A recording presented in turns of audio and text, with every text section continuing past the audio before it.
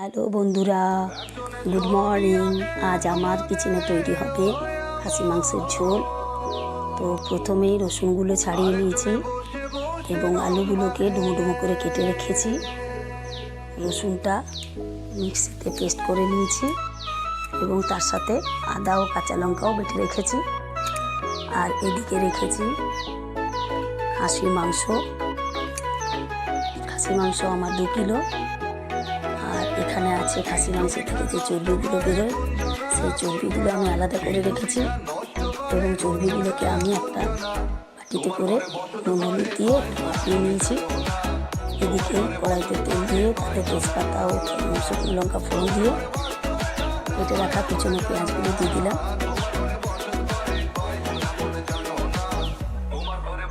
এরপরে পেঁয়াজটা কিছুটা ভাজা ভাজা হবে, এর মধ্যে দিয়ে দিচ্ছি রসুন বাটা।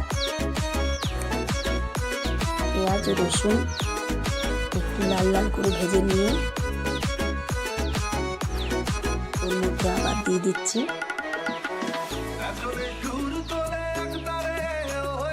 আদা ও কাঁচা লঙ্কা বাটা। কাঁচা লঙ্কাগুলো আমার একটু লাল লাল ছিল, তাই আদা বাটাটা একটু লাল লাল ধরনের দেখতে হয়েছে। এরপরে পেঁয়াজ আদা রসুন ভালোভাবে নাড়িয়ে চাড়িয়ে এর মধ্যে দিয়ে দিচ্ছি 3 চামচ হলুদ গুঁড়ো, 3-4 চামচ জিরে গুঁড়ো ও 4 চামচ শুকনো লঙ্কার গুঁড়ো। মশলাগুলোকে ভালোভাবে নাড়িয়ে চাড়িয়ে এরপর এর মধ্যে আমি দিয়ে দেবো একটা বড় সাইজের টমেটো। তারপরে ওগুলোকেও আরও ভালোভাবে নাড়িয়ে চেড়ে দিয়ে দিচ্ছি পরিমাণ মতো নুন দিয়ে আবারও নেড়ে চেড়ে নেব। এরপরে এর মধ্যে দিয়ে দিচ্ছি কেটে ধুয়ে রাখা মাংসের পিসগুলো।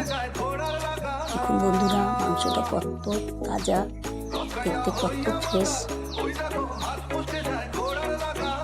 এরপরে মশলার সাথে মাংসটাকে ভালোভাবে নাড়তে থাকবো।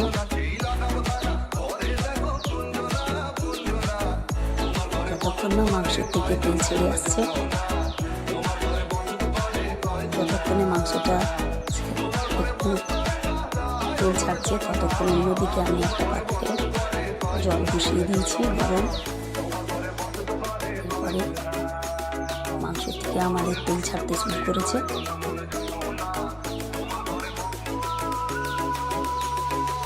এরপরে এর মধ্যে দিয়ে দেবো আমি ধুয়ে রাখা ডুমো করে কেটে রাখা আলু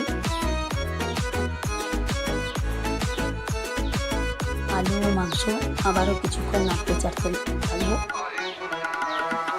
তেল ছাড়া পর্যন্ত। এদিকে আমাদের যে গরম জল বসিয়েছি সেটা ফুটে উঠেছে। এরপর আমি কড়াই থেকে তেল পাত্রে মাংস গ্রেভি ও আলু ঢেলে দিচ্ছি।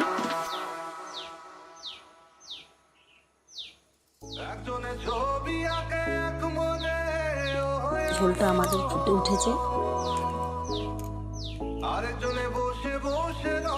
কড়াইটা আমাদের একটু ছোট ছিল, তাই আমি অন্য পাত্রে মাংসটা সরিয়ে নিলাম। মাংস আমাদের হয়ে এসছে, দেখুন খাওয়ার জন্য মাংস আমাদের রেডি। তো যদি ভিডিওটা ভালো লাগে লাইক কমেন্ট শেয়ার করবেন, অতি অবশ্যই সাবস্ক্রাইব করবেন। চলুন খেতে বসে গেছে, ভালো লাগবে অবশ্যই সাবস্ক্রাইব করবেন। ধন্যবাদ, ভালো থাকুন, সুস্থ থাকুন।